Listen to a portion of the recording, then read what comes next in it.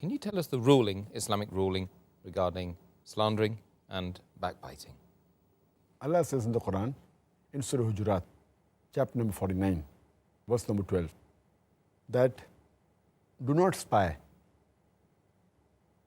Avoid spying, for in most cases, spying is a sin. Do not backbite. Do not speak ill about other people behind the back. Are you ready to eat the flesh of your dead brother? No, you would abhor it.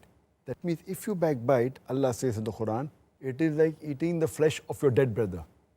And would you like it? And the answer is no.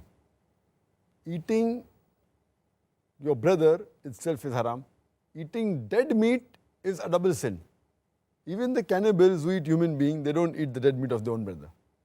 The Quran says that backbiting is equivalent to eating the dead meat of your own brother. It's further mentioned in Sahih Muslim, volume number 4, hadith number 6265, where the beloved Prophet Muhammad said that, do you know what is backbiting?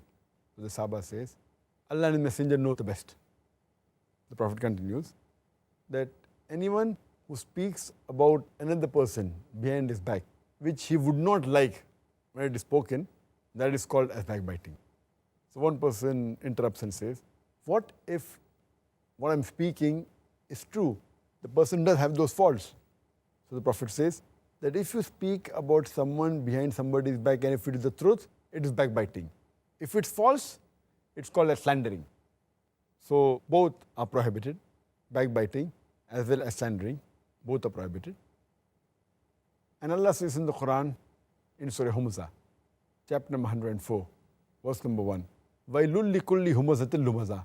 Woe to every kind of scandal monger and backbiter.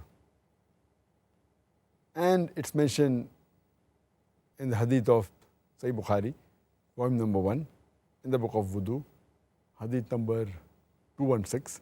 Muhammad Sallallahu Alaihi Wasallam, he was passing near a graveyard and he heard that two of the Muslims, they were crying and mourning because of the punishment that they were having in their graves. The Prophet says that, do you know for what reasons are they crying? The Sahaba says, no. So he says, one, because he never used to be careful about his urine. You know, that you have to be careful, protect oneself from one's urine. And the other one, because he used to make enemies between the people. So based on the verses of the Quran and the Hadith, backbiting and slandering, both are prohibited.